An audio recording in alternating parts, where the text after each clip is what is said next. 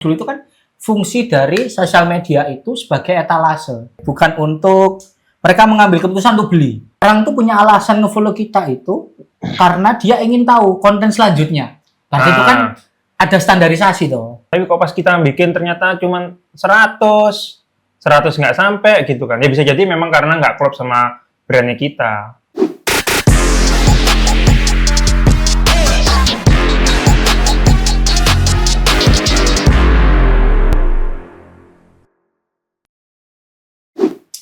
Mat, aku ini pitching, Mat. Klien itu takut, Mat. Terkait masalah alure. Sebenarnya itu konten sosmed itu memulainya menggunakan konten pilar opo konten trending. Ngono. Aku kan bingung ya. Yo. Tak hold sih. Kan aku perlu ketemu ngobrol bawakmu. Ngono iki kurang sampean jawab. Soalnya pitching itu melalui apa WA, nggak langsung. Biasa. Apakah itu ghosting atau enggak kan kita juga tahu-tahu. Atau bisa jadi itu kompetitor tuh. Pengen belajar dari kita. Bisa jadi. Bisa jadi. Iya menurutmu? Lagi sing dipelajari kurang ngerti iki. Padahal sampean yo kan pengalaman ya akeh. Yo maksudnya ini kan tukar pikiran tuh. Nah, aku pribadi sini senengan lewat konten pilar ya. Soalnya kalau konten trending kan memang kita biasanya ngincer viral, ngincer ngikut arusnya yang ada di sosmed sekarang kayak gimana gitu kan. Cuman takutnya nanti kalau mau bangun identitas jadi susah. Yo berarti fokusnya itu konten pilar dulu. Lek pandanganmu? Lek dari aku sih ngono. Iku satu platform apa beda di Instagram, di TikTok? Perannya sekarang mirroring sih ya. Lihat dipikir-pikir ya. Batuk Pak Haji. Bahaya. Produk itu. Oh iya. Iki ono produk iki. Ya, jadi lek bayanganku ya bener sih. Cuman kan gini, salah satu faktor kalau ini brand ini mulai dari awal nih. Kalau mulai dari awal itu berarti kan kita walaupun punya konten pilar, tapi kita juga perlu semacam suplemen melalui konten viral. Berarti konten viral kan mengikuti tren. Bisa jadi emang kayak ada kebutuhan buat digendong sama tren dulu kan. Cuman ya itu kalau mau, apalagi kalau kita belum punya media, belum punya masa gitu ya. Ya itu kan kita juga masih tempatnya coba-coba.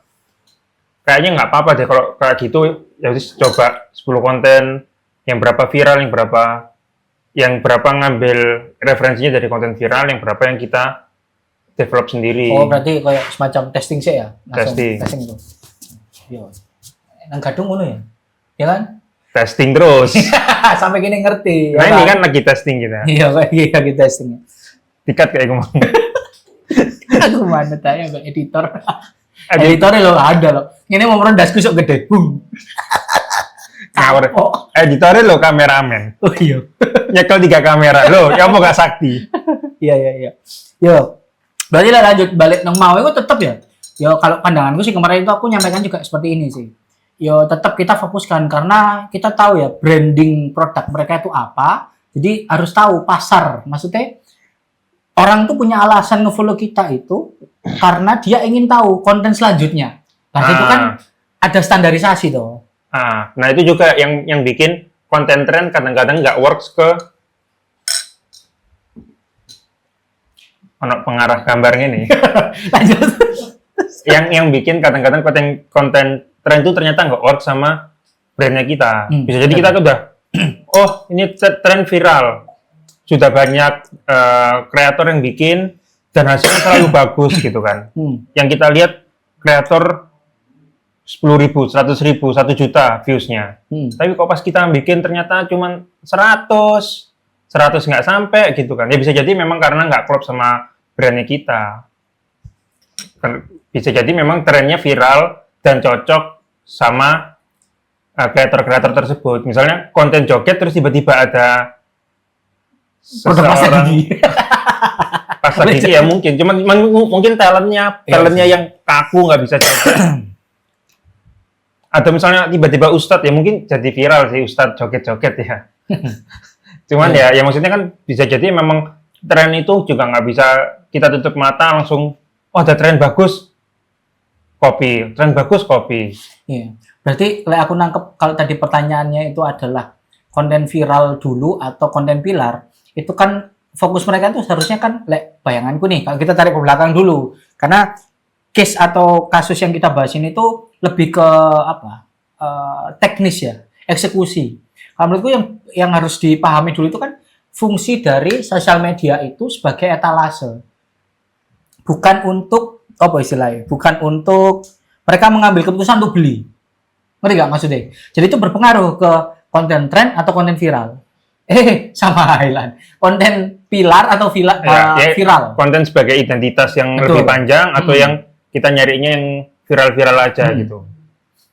Kan ke situ sih. Maksudnya mereka juga kalau dia produk, maksudku itu kalau dia produk. Kalau kita di agensi, berarti kita kan tetap fokusnya ke konten konten pilarnya.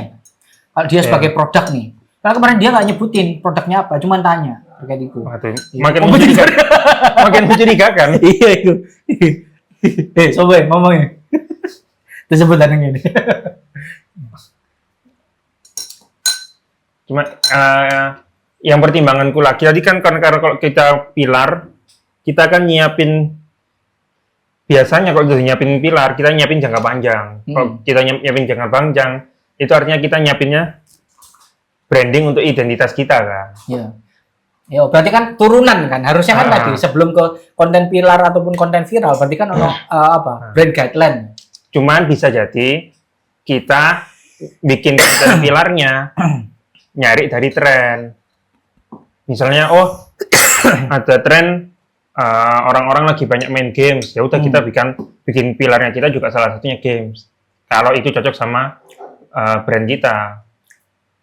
Iya. Berarti konten pilar itu berdasarkan siapa nih orang yang akan target kita, followers kita, kan gitu ya? Iya. Ya, anggap aja seperti itu, bukan anggap aja, pasti kayak ngono ya? Iya, pasti jangan membuat konten kalau kita nggak tahu siapa audiens kita. Niche kita kan gitu ya. Cuman menurutku tetap harus dikasih komposisi, misalnya menggunakan konten pilar itu 70%, 30%-nya konten viral. Berarti kalau konten viral itu yang up to date. Ya. Ngono toh? Tapi yang sesuai juga sama brandnya. Ya, kalau memang viralnya bisa masuk, ya pakai aja nggak apa-apa, nggak masalah. Kalau nggak masuk jangan dipaksain. Oke. Ya gue menurutku oke sih.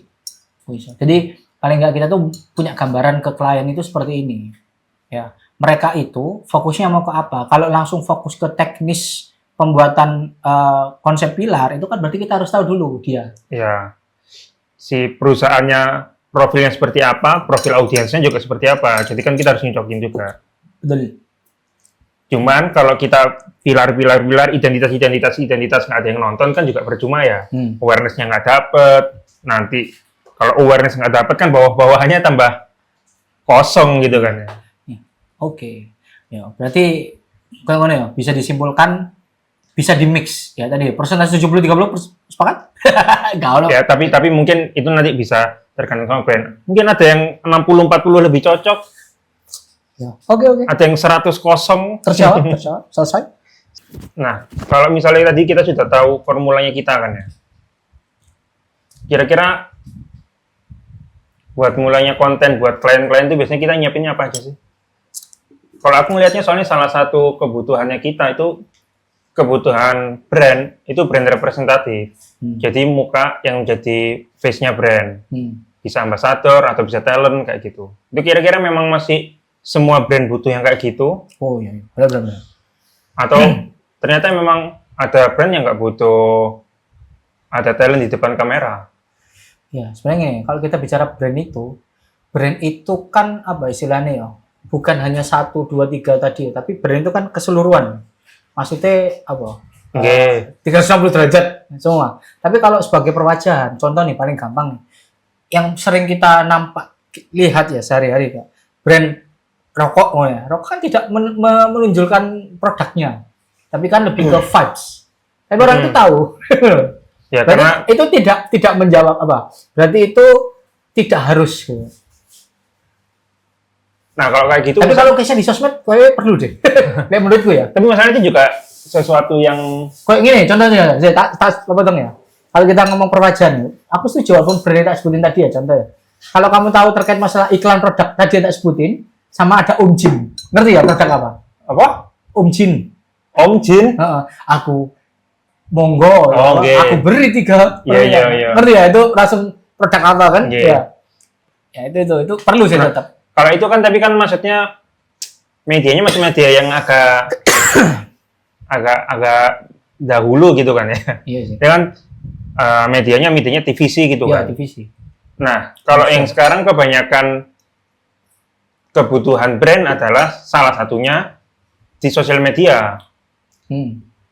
Kalau TVC kan ya kita biasanya pakai ambasador, misalnya kayak Iya sih, itu pengaruh ya, influencer. apalagi kalau kita brand yang sudah besar, ada modal untuk hire brand ambassador. ambasador atau bintang iklannya yang Iya. sudah dikenal, kayak salah satu paling fresh yang ada di otak sekarang itu yang apa? Bank BCA, Dono Kasino Indro.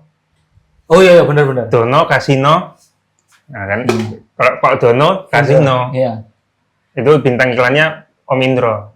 Iya benar. Itu kan salah satu triknya mereka kan bikin kopi yang eye-catching, Betul. disatukan sama talent yang memang sudah dikenal. Sudah legend. Ah. Ya betul. Kok Ya. kopi kok Nah, itu eye-catching kan- ya? Tapi tuh. tapi itu kan kalau brandnya sudah besar. Nah, kalau kita contoh nih, brand itu baru nih, salah satu UMKM gitu misalnya. Itu kan menurutku apa? Apakah langsung penunjukan wajah dari brand tersebut itu berupa personalnya? Soalnya biasanya itu ya kebanyakan itu kalau kita kayak lihat nih Humans, kasusnya Humans, itu kan langsung ke ownernya. Kan penongkolnya kan gitu. Cuman foundernya ngontennya di tempatnya dia sendiri nggak sih? Iya sih. Personal branding, personal orangnya, Iya. bukan ke brandnya. Oh, dia nyiptain ini community. Iya. So, aku kadang itu agak bingung kalau emang brand-brand besar gitu. Kan kalau misalnya kita brand-brand yang menengah gitu, kadang-kadang kan kita ngeliat di sosmednya memang masih bikin pakai talent gitu ya. Terakhir aku ngeliat Instagramnya Indomie nggak ada talent-talent. Apa terakhir udah ada lagi ya? Nggak ada sih. Kalau misalnya kayak BA kan kita nggak kenal. Kebanyakan talentnya kan awalnya kan dari situ. Kan kita nggak mengenal siapa talentnya kalau Indomie tadi. Cuman kan semakin kesini kan orang sudah tidak peduli, bukan tidak peduli, tidak fokus pada talentnya, tapi fokus pada produknya. Soalnya itu udah umum, sudah dikenal. Iya. Contoh nih kalau misalnya ini pisang goreng Cak Yas, pisang gorengku, itu kan ya tetap masuk tergantung nama ya. Kalau namanya berarti kan personality yang dikunjungi. Bakso. Ya, bakso Mas. Punyanya Pram tuh, bakso Haji Aka itu ya. Nah, itu ditokohkan personal foundernya. Gitu. Apakah tetap seperti itu apa ya apa? Soalnya kalau tadi kasusnya Indomie mau itu nggak perlu Pak. Kini ngerti. Iya, cuman kan misalnya kalau ini juga maksudnya studi yang cukup menarik ya. Indomie brand, kita tahu brand besar, semua orang sudah kenal, dia sudah bisa otomatis gitu ya kita ngomongnya jualannya. Pasti ada yang beli kan Indomie setiap bulannya. Di sisi yang lain, kan kalau di sini kan kita nggak terikat sama personal brandingnya pemilik Indomie kan. Iya. Tapi di sisi lain ada brand besar juga, super besar, skalanya internasional, tapi personal branding ownernya tuh kuat juga, misalnya Apple, misalnya Tesla. Iya sih. Ya, karena dia memulainya itu bukan ke brandnya, menurutku ya, sama dengan Humans tadi, ke apa ya, beriringan gitu loh. Menurutku beriringannya dengan caranya dia. Contohnya kayak Elon Musk gitu, ya dia membuat kontroversial versinya dia, dan dia juga akan ada sisi di mana contoh nih konten pilar dari Elon Musk itu bahasanya tetap ke Tesla. Ya, tetap ke teknologi. Nah, ya, maksudku kalau kayak gitu jadinya ketika kita bikin media segala macam atau bikin ads, kira-kira memang masih relevan nggak sih? Harus nyari talent, harus nyari BA, representatif? Enggak, kalau sekarang kayaknya menurutku enggak ya. Kalau menurutku ya, kalau menurutku ya. Kenapa? Konsepnya sekarang itu bukan lagi lebih ke arah menonjolkan, kalau fungsi sosmed ya, fungsi sosmed. Fungsi sosmed itu bukan sales. Menurutku ya. Salah satu variabel pertimbangan untuk menjadi sales. Jadinya cuman platform marketing. Menurutku ya. Tapi aku ada pertanyaan kalau kayak gitu. TikTok affiliate gimana? Apa? TikTok affiliate gimana? Kan itu arahnya ke sales. Iya sih. Kan ada orang yang berkarirnya di TikTok affiliate. Sebagai kreator juga, misalnya Gideon Tulus gitu kan. Oh, tapi sama tetap aja. Walaupun gitu ya, tetap aja. Konten yang dia bikin itu, iya sih, hard selling langsung ya, nunjukin keranjang kuning. Iya, kan kalau misalnya Gideon Tulus ya, yang affiliate-nya berkonten gitu kan. Itu kan ya, dia jualan, tapi tetap pakai caranya kreator gitu. Iya. Kalau misalnya sosial media yang sebelumnya TikTok, Instagram, Twitter, Facebook mungkin memang nggak se-hard sell itu. Iya. Yo, kayak tadi loh, di kontenku yang aku bikin konten tadi, itu. Yang pertama itu ya, ini aku ngasih contoh tadi yang pakai mie instan. Mie instan ini, kalau dimasukin poster, terus dibikin desain, itu namanya advertising. Berarti cuman mengiklankan. Nah, kalau mie instannya itu kita kasihkan ke Tan Boy Kun bikin konten itu namanya promosi. Nggak sampai ke sales. Sales nyampaikan tok ya. Nah, kalau sales Tan Boy Kun itu harus ada kata sudah tersedia di, misalnya kalau keranjang kuning. Ya, nah, itu harus masuk sales. Berarti tergantung kontennya. Ini masuk ke structure konten berarti. Konten strukturnya. Nah, tapi kan kamu tadi bahas kalau di sosial media itu kan memang tempatnya bukan tempat sales, tempatnya itu considering salesnya aja. Cuman memang ada anomali namanya TikTok affiliate ini yang sekarang dorongannya affiliate itu kan bukan membelinya kan tetap ke marketplace-nya, marketplace dari TikTok. Iya, cuman kan di anomali TikTok ini kan mendorong orang untuk mendiri juga. Kan kalau di yang sebelum-sebelumnya itu kan lebih ke mempromosikan tapi. Iya, nggak, maksudnya kan kalau dulu di YouTube. Ya, definisi dulu ya. YouTube kan dulu kan caranya orang kan cuma sampai marketing, jadi cuma sampai ads doang. Betul. Kalau kan biasanya ada deskripsinya gitu. Ya, kalau enggak itu ya, kalau masih di konten dia masuk ad clips gitu kan di tengah-tengah konten, atau misalnya iklannya YouTube sendiri. Terus kalau di Instagram juga, Instagram, Facebook kan ada Facebook Ads kan dari dulu. Iya. Cuman kalau TikTok ini kan sudah menghadirkan pasarnya langsung di dalam sosmednya, bukan lagi cuman iklan, pasarnya langsung diinjek ke sosmed. Jadi membuat orang beli juga di sosmed. Ya enggak, berarti menurutku ya, semakin ke depan ini, lifestyle seseorang itu sudah tidak ada lagi istilah sosial media, pergeseran. Sosial media sekarang itu bukan hanya untuk, kalau dulu fokusnya entertain kayaknya ya, awal mulanya sosial media. Iya. Iya. Ajang sombong sebenarnya, tapi lah, kan entertain. Akhirnya ke entertain ya. Iya. Dan akhirnya orang itu melihat dengan adanya istilah ini, apa namanya itu, aplikasi membantu mereka untuk bertransaksi, akhirnya memancing platform tersebut itu untuk menarik banyak audiens tetap menggunakan aplikasinya. Akhirnya dilengkapi. Ya kan ada shop sekarang gitu nggak sih? Itu juga salah satu faktornya. Jadi kemarin kalau menjawab juga udah bisa ngasih keranjang. Nah ya, makanya pada akhirnya nanti itu bergeser. Sosial media itu fokusnya nanti langsung hard selling. Harusnya gitu nggak sih? Ya, jadinya fungsinya jadi lengkap, bisa dari awareness sampai selling. Toh pada intinya gini loh, Mat. Kalau itu produk, kalau dia personal branding, ujung-ujungnya dia akan jual, entah itu jualan kelas atau produk digitalnya dia.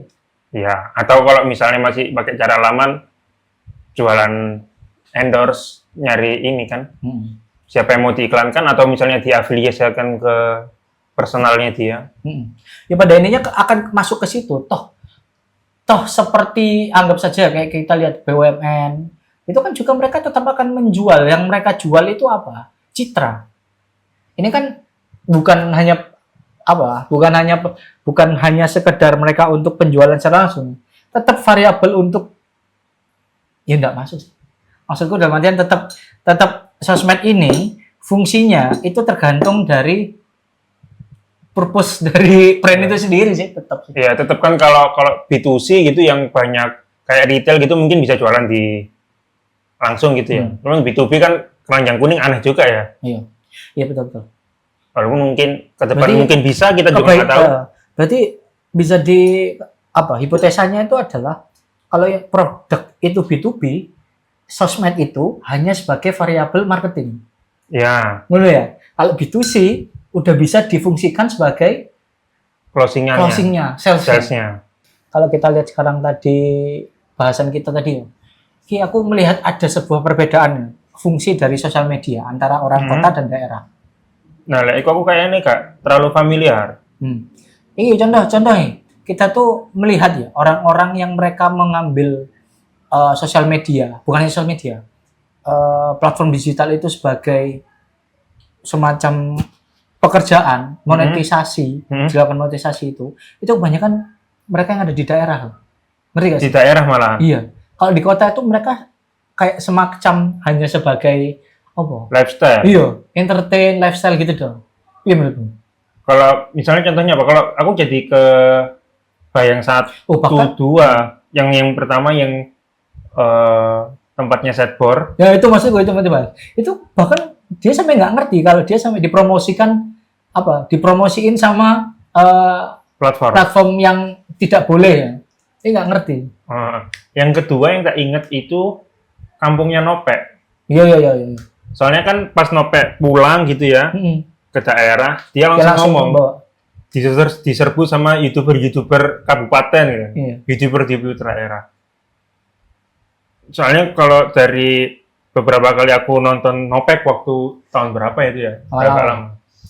Itu dia juga ngunjungin orang di Sidoarjo yang kontennya itu konten cupang. Oh iya, ngerti. Nah, itu kan dia monetisasi ternyata sudah lumayan itu income per bulannya. Iya, bahkan tak lihat beberapa itu Sidoarjo kayak dia. Iya, kalau yang cupang itu. Bahkan tak lihat beberapa ada yang sampai dia tuh memang ternak. Kalau YouTube ya, kita lihat YouTube ya, sebagai platform dia ternak. Bahkan kayak influencer daerah sekarang itu fokusnya kayak mereka menjadikan sosial media itu sebagai pekerjaannya. Contoh kayak dia mereview makanan di daerahnya apa. Padahal yang bawa ya tren influencer sebagai sebagai kehidupan gitu ya, sebagai karir itu kan ya dari kota kan, ya influencer besar yang kita tahu. Tapi kalau yang kayak gitu berarti marketnya ya orang-orang daerah juga atau gimana? Iya, justru itu mereka memanfaatkan itu karena targetnya itu bukan teritori doang, langsung ya sudah. Kalau kita bisa masuk di sosial media ya berarti untuk umum loh. Ya cuman kalau yang nyampe kan kita tahu algoritma setiap orang beda-beda kan. Apa yang tren di kamu belum tentu trennya juga nyampe di aku. Walaupun biasanya memang kalau yang tren paling besar hampir semua orang tahu gitu. Cuman ya itu tadi kalau misalnya yang daerah-daerah akhirnya nggak banyak yang nyampe di aku. Aku taunya tadi lewat Nopek atau lewat berita yang setboard itu kan aku taunya dari berita bukan dari langsung pas live-nya nontonin live-nya mereka. Iya sih. Karena memang juga basisnya pasti by ini ya, radius ya kayak menurut gue salah satunya. Soalnya kayak contoh nih influencer A di kabupaten atau kota mana gitu ya.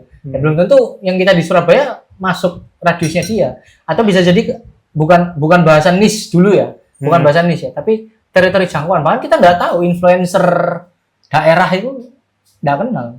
Iya. Itu tapi bisa jadi juga tersaringnya lewat bahasa, karena orang-orang di daerah kan biasanya ini hipotesa ya, karena aku juga jarang kelewat kontennya mereka.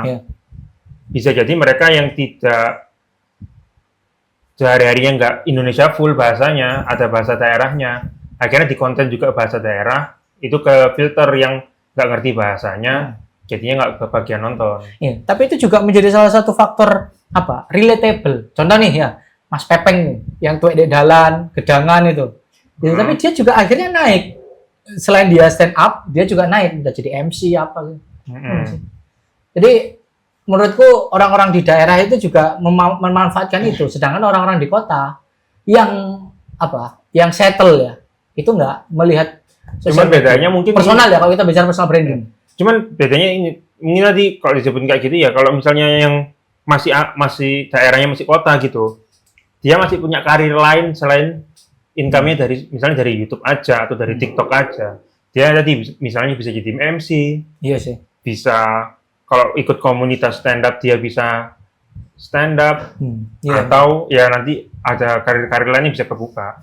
Sedangkan kalau di daerah mungkin ngandelinnya kebanyakan jadi sosial medianya aja. Perwajahan jadi diri kita.